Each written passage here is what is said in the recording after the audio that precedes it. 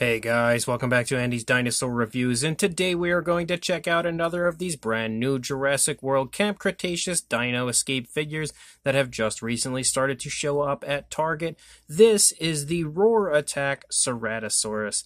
This is, I don't even know how many times we've had the Ceratosaurus released, but this is the first time we've actually had a new version of it as far as the sculpt goes, so that is very, very exciting, because I am a gigantic fan of the Ceratosaurus from Jurassic Park 3, so I'm really happy to now have a new version of it out as far as like a resculpt. We've had plenty of repaints in the past, but never a resculpt until this point. And the figure actually looks really quite nice. I honestly am having a hard time deciding if I like this one better or the initial version better, but this one definitely looks really, really nice as far as the sculpt goes.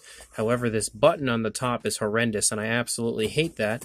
But as far as the actual packaging goes, it looks pretty nice for the most part. Pretty much your standard packaging as far as a Mattel figure goes. And then we have some nice images here on the back of the Ceratosaurus, some of its action features, as well as the other two Roar Attack figures down there in the right-hand corner. I actually want to say a huge thank you to Greg from Dino Scream Reviews, who was able to find this figure and hook me up with it, because my area is just so slow at getting stuff, and I don't know when these will actually start to show up here, but luckily for me, I've got friends like Greg who is always able to help me out and help me acquire some stuff that I otherwise probably wouldn't see for a little while. So a huge shout out and thank you again to Greg.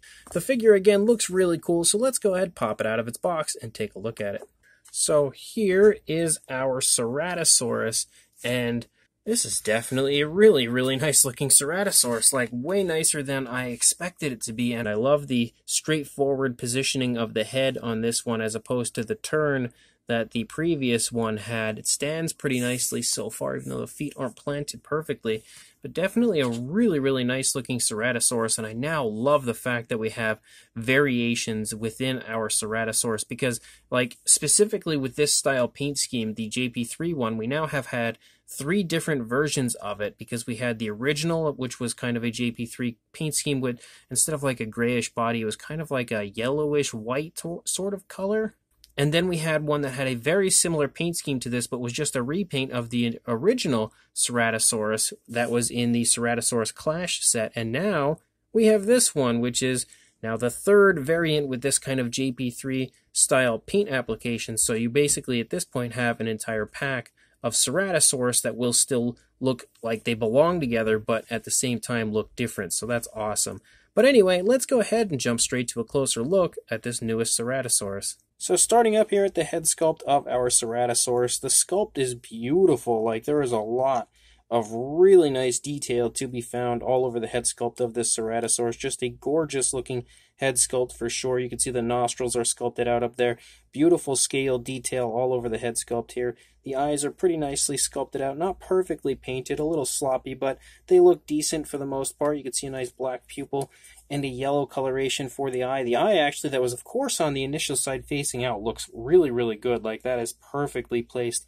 I love that. That always happens. Mattel is very good at making sure that the nice eye is on the outside and then the somewhat sloppier eye is on the inside, but not a huge deal. You can see that the horn up here on the snout of the Ceratosaurus also looks quite nice from a detailing standpoint, but also a paint standpoint. These new Roar Attack figures have like the mouths that open on the top and bottom, so you can get a really wide open mouth on them, which is pretty cool, but I still hate the button there on the back that we'll get to here soon enough. The inside of the mouth definitely has a pretty nicely detailed appearance to it. Beautiful tone of purple in there, which is a nice realistic tone of color. You can see the tongue sculpted out in there. The tongue actually looks fairly similar to the original Ceratosaurus. Not all that well textured either, which is similar to the recent Carcharodontosaurus. I'm kind of surprised that Mattel has almost backpedaled as far as detailing on the tongues of their figures, which is a little bit of a downside, but not anything huge. The teeth are all sculpted quite nicely, very nicely painted. They don't appear to be too sloppy or anything like that.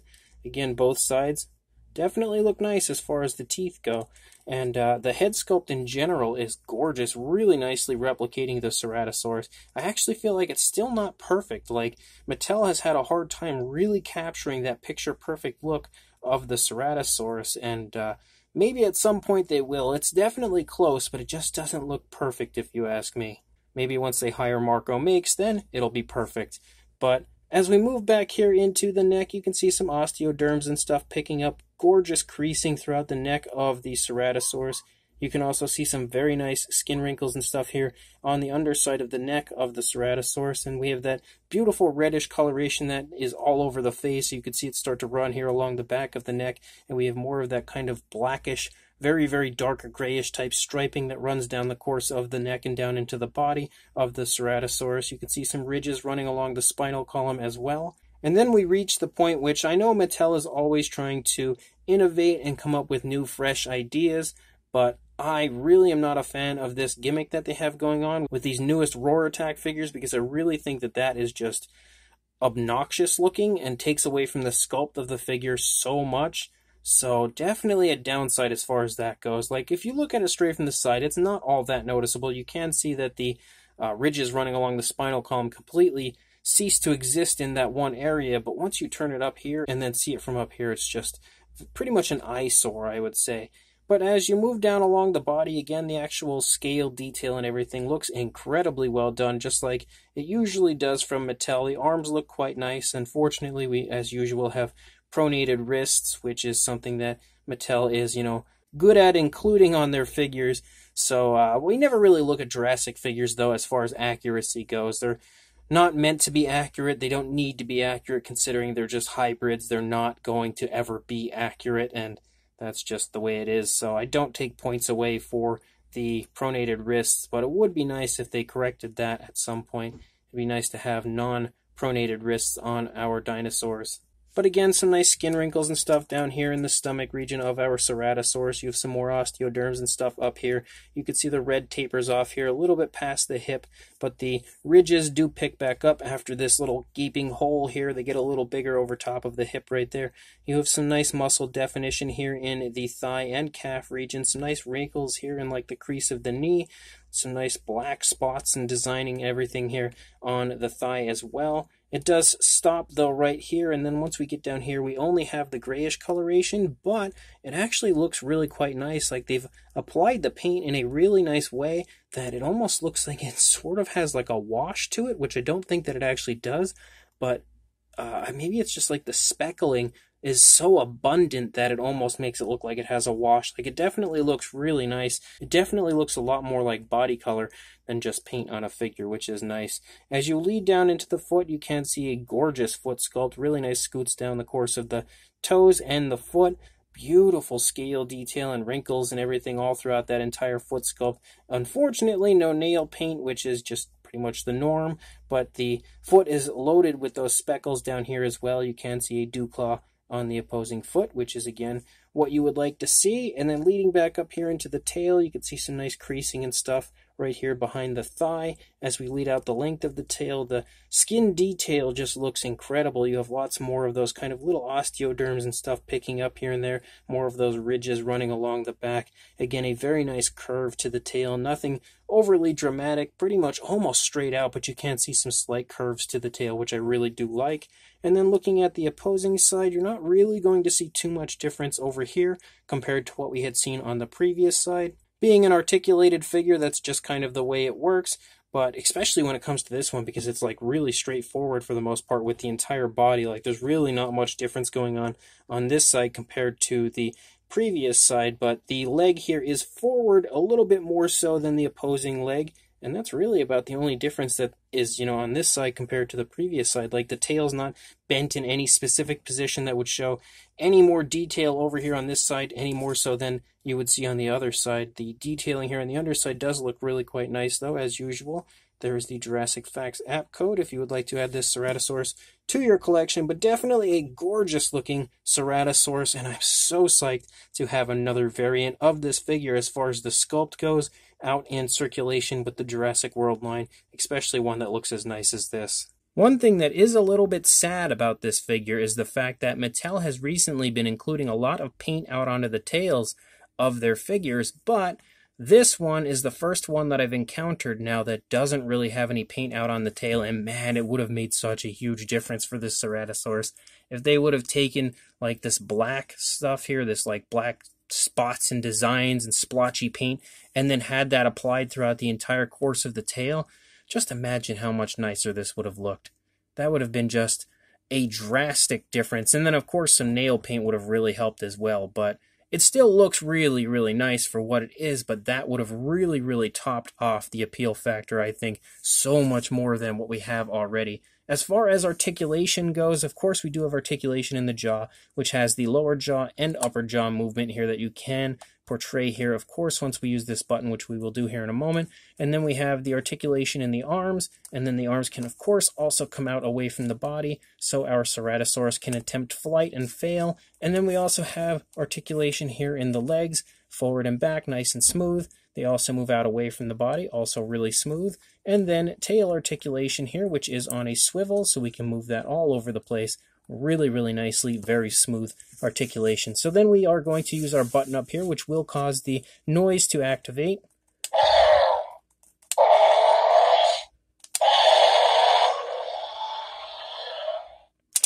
Which I do kind of like that, how it has like 3 different levels of noise. So we go to the first one.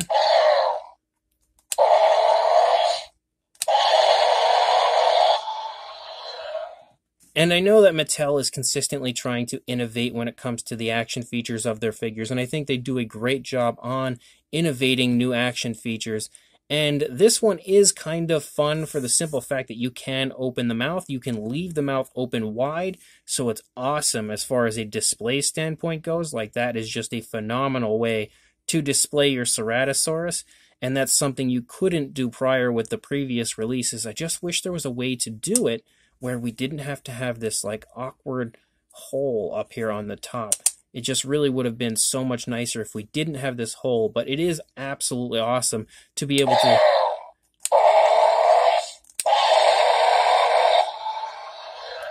operate it this way, and then, you know, change the positioning of the mouth just simply with this button so that you can have the mouth open to almost any distance you would like. Definitely really cool, but at the same time, a little bit of a disappointment simply because of that. I just wish there was a better way to have this figure have a similar action feature, but without the hole on the top. But still really nice.